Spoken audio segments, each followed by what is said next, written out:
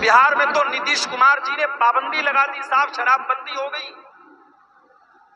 کبھی کبھی ایسا ہوتا ہے پٹنہ سے ارریہ، پٹنہ سے کشن گنج میں آ رہا ہوں، گاڑی اسپیڈ میں چل رہی ہے، راستے میں پولیس والے روک رہے ہیں، ڈرائیور سے پوچھا بھائی کیا بات ہے؟ بولے پولیس والے روک رہے ہیں۔ میں نے کہا کیا معاملہ ہے؟ کہتے دارو چیک کر رہے ہیں، شراب چیک،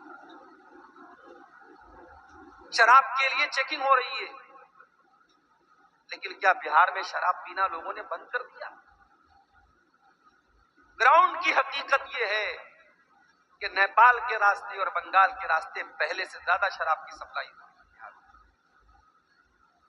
اور صرف شراب ہی نہیں، آپ حیرت کریں گے کہ آج ہمارا نوجوان کس کس چیز کا نشہ کر رہا ہے۔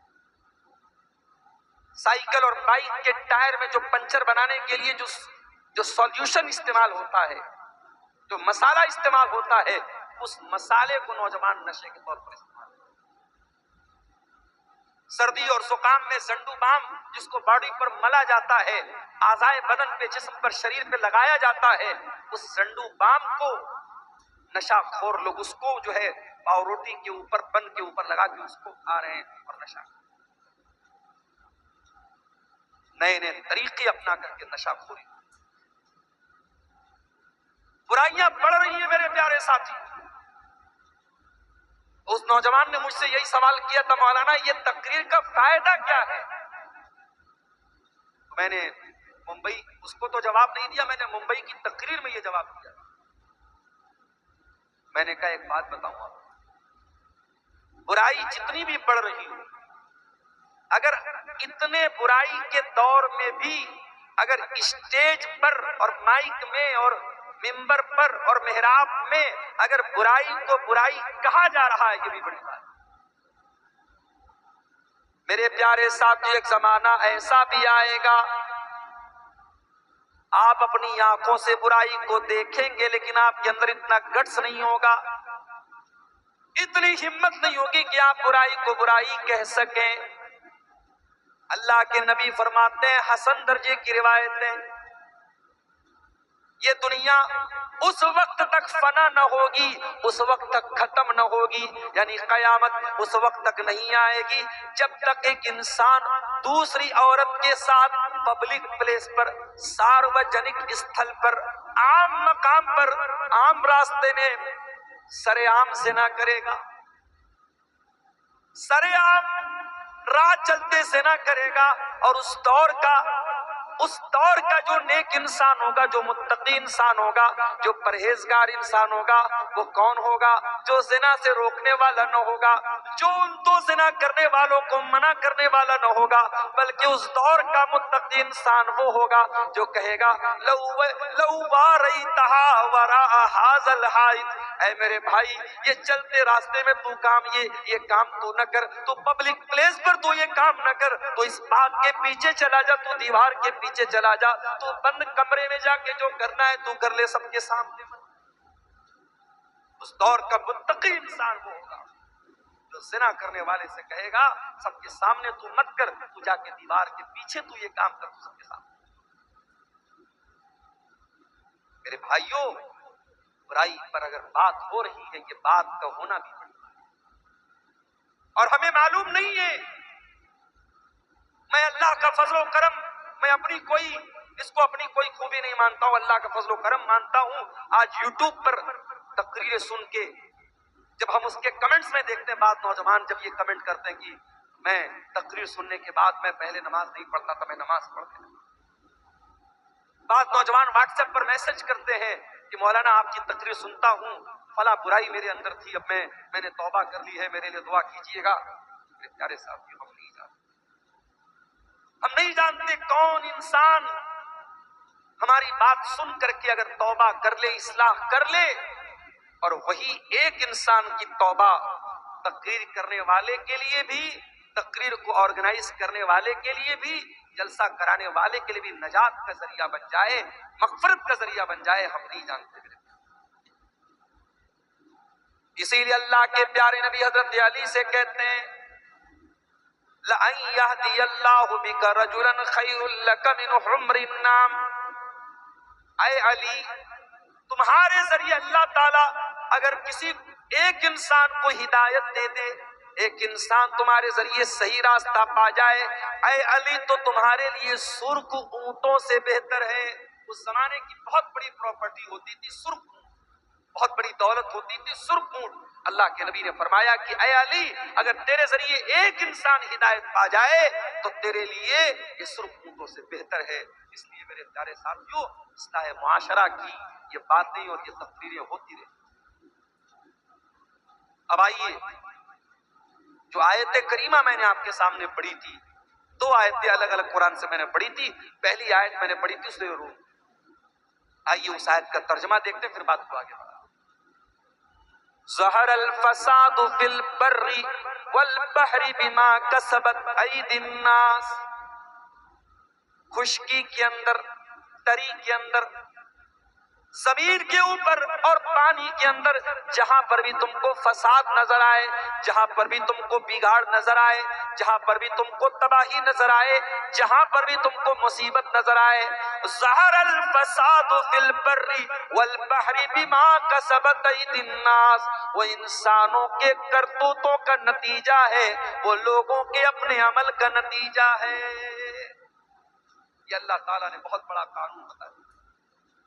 دنیا میں جتنی مصیبتیں ہیں، پریشانیاں ہیں، چاہے کہیں بارش کا نہ ہونا ہے، کہیں بارش کا زیادہ ہونا ہے، کہیں سیلاب کا آنا ہے، کہیں ظالم حکومت کا آنا ہے، جتنی بھی مصیبتیں ہیں وہ انسانوں کے کرتوتوں کا نتیجہ ہے، وہ انسانوں کے پاپوں کا اور انسان کے گناہوں کا۔ دوسری آیت جو میں نے پڑھی تھی قرآن کریم کے 30ویں پارے سے، میں نے پڑھی تھی سورہ فجر کی کچھ آیتیں۔ والفجر، قسم ہے فجر کی، وہی فجر کی نماز اور وہی فجر کا وقت جب مؤذن اذان کی آواز میں کہتا ہے الصلاۃ خیر من النوم، مؤذن بیچارہ مائک پر کھڑے ہو کر کے چلا چلا کے کہتا ہے کہ نماز نیند سے بہتر ہے، اور ہم آرام سے اپنے کمبلوں کو اوڑھ کر کے، اپنے رضائیوں کو اوڑھ کر کے، اپنے لحاف کو اوڑھ کر کے سوئے رہتے ہیں، اور ہم مؤذن کی اذان کے جواب میں گویا یہ کہتے ہیں کہ اے مؤذن تیرے لیے نماز نیند سے بہتر ہوگی، میرے لیے تو نیند بہتر ہے، میں اپنے آرام کو چھوڑ کر کے نماز پڑھنے نہیں آؤں گا۔ کبھی کبھی جب میں صبح نکلتا ہوں کہیں پروگرام کے لیے، مجھے حیرت ہوتی ہے، ہائی وے کے اوپر مسلمان نظر نہیں آتا ہے، غیر مسلم نوجوان لڑکے لڑکیاں صبح صبح نکلے ہوئے ہیں، ہائی وے کے اوپر کوئی واکنگ کر رہا ہے، کوئی پولیس میں جانے کی تیاری کر رہا ہے، کوئی آرمی میں جانے کی تیاری کر رہا ہے، اپنے اپنے مشن میں دنیا لگی ہے، اور مسلمان نوجوان رات میں فیس بک چلا کر کے، انسٹاگرام چلا کر کے، انٹرنیٹ چلا کر کے بیچارہ وہ سو رہا ہے، فجر میں اٹھنے کے لیے تیار۔ فجر کا ٹائم بڑی برکت والا ٹائم ہے، وہ دولت کمانے والوں، وہ بڑے بڑے بزنس کرنے والوں، پیسہ کمانے والوں، فجر کی 2 رکعت نماز جو سنت پڑھی جاتی ہے، اللہ کے پیارے نبی فرماتے ہیں رکعت الفجر خیر من الدنیا وما فیہا، فجر کی 2 رکعت سنت دنیا کی تمام نعمتوں سے بہتر ہے۔ دنیا کے ارب پتی کے پاس بھی وہ دولت نہیں ہے، کھرب پتی کے پاس بھی وہ دولت نہیں ہے جو 2 رکعت فجر کی سنت پڑھ دیتا ہے۔ کتنی قیمتی ہے 2 رکعت کی سنت فجر۔ اسی لیے اللہ کے نبی فرماتے ہیں من صلی الصبح، جو فجر کی نماز جماعت کے ساتھ پڑھتا ہے فہو فی ذمۃ اللہ، وہ اللہ تعالیٰ کی ذمہ داری میں آ جاتا ہے، وہ اللہ کی پناہ میں آ جاتا ہے، اللہ کی سرکشا میں آ جاتا ہے۔ جب آپ اپنی صبح کی شروعات ہی فجر کی نماز میں غائب رہ کے کرتے ہیں، اللہ کی سرکشا کہاں سے حاصل ہوگی، اللہ کی حفاظت کہاں سے حاصل ہوگی۔ والفجر، قسم ہے فجر کے وقت کی، اللہ کے پیارے نبی جب کسی لشکر کو بھیجتے تھے تو فجر کے ٹائم بھیجتے تھے، اور آپ دعا کرتے تھے اللہم بارک لامتی فی بکورہا، اے اللہ تو میری امت کے صبح کے ٹائم میں برکت عطا فرما۔ تیرے نبی نے جس ٹائم کی برکت کی دعا کی تھی تو اس ٹائم سویا پڑا رہتا ہے. فجر کے وقت کی قسم کھا کر کے اللہ تعالیٰ بتا رہا ہے یہ بڑا ہی برکت والا وقت ہے, بڑا ہی سہانا وقت ہے, میں اس وقت کی قسم کھا. وَلَيَالٍ عَشْرٍ, اور قسم ہے 10 راتوں کی. یہ کون سی 10 راتیں؟ مفسرین نے لکھا ہے, علماء نے لکھا ہے, یہ ذی الحجہ کی 1 تاریخ سے لے کر کے 10 تاریخ تک کی 10 راتیں. جس طریقے سے رمضان کی آخری 10 راتوں کی بہت فضیلت ہے, ویسے ہی ذی الحجہ کے شروع کے 10 دنوں کی بہت فضیلت ہے. بلکہ کچھ حدیثوں میں اللہ کے نبی فرماتے ہیں کہ سال بھر میں کسی نیکی کا ثواب اتنا زیادہ نہیں ملتا ہے جتنا ان 10 دنوں کی نیکی کا ملتا ہے. رمضان میں تو تھوڑی بہت ہم لوگ نیکی کرتے ہیں, مگر ذی الحجہ کا جب مہینہ آتا ہے, کوئی بکرا خرید رہا ہے, کوئی بیل خرید رہا ہے, کوئی قربانی کا جانور خرید رہا ہے, بس اتنا ہی ہم اس کا خیال کرتے ہیں. ذی الحجہ کے شروع کے 10 دن بڑے قیمتی ہیں, اللہ تعالیٰ قسم کھا. والفجر, قسم ہے فجر کے وقت کی. وَلَيَالٍ عَشْرٍ, اور قسم ہے راتوں کی. وَالشَّفْعِ وَالْوَتْرِ, اور قسم ہے طاق کی اور جفت کی. طاق اور جفت سمجھتے ہیں, جس کو انگلش میں آڈ اینڈ ایون بولتے ہیں. پتہ نہیں آپ کے بنگلہ میں یا شیر شابادی بھاشا میں کیا بولتے ہیں. ہمارے یہاں بنارس کی بھاشا میں فٹ اور جوڑا, 2 ہے تو جوڑا, 1 ہے 3 ہے تو فٹ بولتے ہیں. آپ کے کیا جوڑ بے جوڑ, جوڑ بے جوڑ کی قسم کھا رہا تھا. اللہ تعالیٰ بے جوڑ ہے, ایک ہے, وہ 2 نہیں ہو سکتا.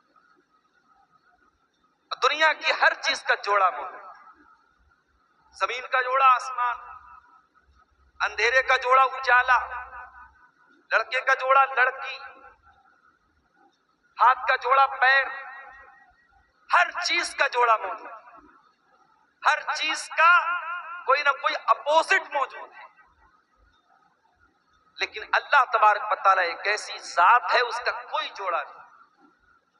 والشفع والوتر, قسم ہے جوڑ کی اور بے جوڑ کی, طاق کی اور جفت کی. واللیل اذا یسر, اور قسم ہے رات کی جب رات اپنا سفر طے کرنے لگتی ہے, رات گزرنے لگتی ہے. آج کی رات بھی گزر رہی ہے. میں آپ کے علاقے میں ابھی آ رہا تھا, میری اہلیہ کا فون آیا, بات ہونے لگی, پوچھ رہی تھی پہنچے نہیں پہنچے. اچانک جیسے 12 بجا گھڑی میں تیز تیز پٹاخے کی آواز آنے لگی. میری اہلیہ کہنے لگی لگ رہا ہے کوئی بارات ہو رات آئی ہے, کوئی معاملہ ہے. میں نے کہا بارات نہیں آئی ہے, 31 دسمبر کی رات ہے. ساری دنیا میں جشن منایا جا رہا ہے, نئے سال کا استقبال ہو رہا ہے. کیسے؟ شراب پی کر کے, آتش بازی کر کے, زنا کر کے, ننگی عورتوں کو نچا کر کے, ہوٹلوں میں عیاشی کر کے یہ نیا سال کا جشن منایا جا رہا ہے. اور یہ نیا سال کا جشن صرف عیسائی نہیں منا رہا ہے, صرف کرسچن نہیں منا رہا ہے, صرف انگریز نہیں منا رہا ہے, یہ لا الہ الا اللہ اور محمد رسول اللہ پڑھنے والا بھی منا رہا ہے. ارے نادان, تیری زندگی کی دیوار سے ایک اور اینٹ گر گئی. تو 2024 میں 24 سال کا تھا, 2025 آیا تو 25 سال کا ہو گیا. تو اپنی موت سے ایک قدم اور قریب ہو گیا. تیری زندگی کی کتاب سے ایک پیج اور پھاڑ لیا گیا. تیری زندگی کی دیوار سے ایک اور اینٹ چھین لی گئی. تو سیلیبریٹ کر رہا ہے, تو شبھ کامنائیں دے رہا ہے, تو میسجز کر رہا ہے. نئے سال کی رات میں میسج کام نہیں کرتا. آپ کو یاد ہوگا کمپنیوں کا میسج آ جاتا ہے کہ بھئی آج کی رات میسج کام نہیں کر رہا ہے. اتنا زیادہ لوگ ایس ایم ایس بھیج رہے ہیں, انٹرنیٹ کام کرنا بند کر دیتا ہے کبھی, اتنا رش ہو جاتا ہے انٹرنیٹ. واللیل اذا یسر, قسم ہے راتوں کی, رات اپنا سفر طے کر رہی ہے. یہی رات ہے کوئی ہوٹل میں ناچ رہا ہے اور آپ بگلا ٹانگی کے اس جلسے میں اس پنڈال کے نیچے بیٹھ کر کے اللہ اور اس کے رسول کی باتوں کو سن رہے ہیں. کوئی اللہ کا بندہ ایسا بھی ہوگا جو رات کے اس سناٹے میں بیٹھ کر کے اللہ کی بارگاہ میں دعائیں کر رہا ہوگا. کوئی اللہ کا بندہ ایسا بھی ہوگا جو تہجد کی نماز پڑھ رہا ہوگا. کوئی اللہ کا بندہ ایسا بھی ہوگا جو اپنے گناہوں پر شرمندہ ہو کر کے اللہ سے معافی مانگ رہا ہوگا, اللہ سے توبہ کر رہا ہوگا, اپنے گناہوں پر رو رہا ہوگا. واللیل اذا یسر, قسم ہے رات کی جب وہ اپنا سفر طے کرتی ہے, رات چلتی رہتی ہے, رات چل رہی ہے اور رات میں لوگ اپنا اپنا کام کرتے ہیں. حل فی ذالک قسم لذی حجر, اے میرے بندو میں فجر کی قسم کھا رہا ہوں, میں 10 راتوں کی قسم کھا رہا ہوں, میں طاق اور جفت کی قسم کھا رہا ہوں, میں مختلف چیزوں کی قسم کھا رہا ہوں. حل فی ذالک قسم لذی حجر, کیا کسی عقل مند کو اس قسم کے اندر کوئی اہمیت نظر آتی ہے؟ کیا یہ قسم عقل مندوں کو دعوت فکر دے رہی ہے؟ کیا عقل مند لوگ غور کر رہے ہیں کہ اللہ قسم کیوں کھا رہا ہے؟ الم تر کیف فعل ربک بعاد, کیا تم نے نہیں دیکھا کہ اللہ تعالیٰ نے قوم عاد کے ساتھ کیا کیا؟ یہ قوم عاد کون سی قوم تھی؟ یہ لمبے تڑنگے لوگ, اونچی اونچی ہائٹ ہوتی تھی ان کی, پہاڑوں کو پر اپنا گھر بناتے تھے, اور بڑی طاقتور قوم تھی یہ. ہمارے طاقت کے کہا کرتے تھے من اشد منا قوہ, ہم سے زیادہ طاقتور کون ہے, ہم سے زیادہ شکتی شالی کون ہے, ہم سے زیادہ سپر پاور کون ہے؟ اللہ کہہ رہا ہے تم نے دیکھا نہیں ہم نے قوم عاد کے ساتھ کیا کیا؟ ارم ذات العماد, یہ بڑے بڑے لمبے پلر والے مکان بناتے تھے. التی لم یخلق مثلها فی البلاد, اتنی طاقتور قوم پیدا نہیں کی گئی.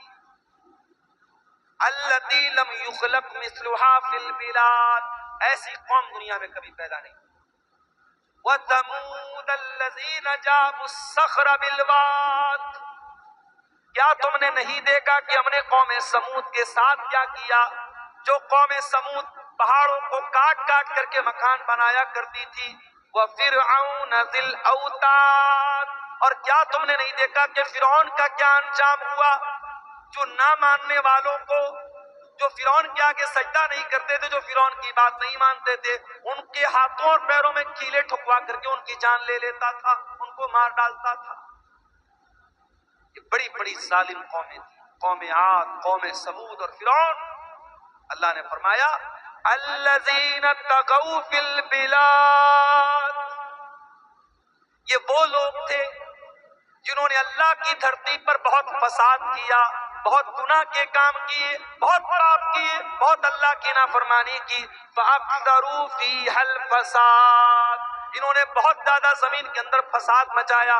فَصَبَّ عَلَيْهِمْ رَبُّكَ سَوْطَ عَذَابٍ, اللہ نے ان کے اوپر اپنے عذاب کا کوڑا برسا دیا.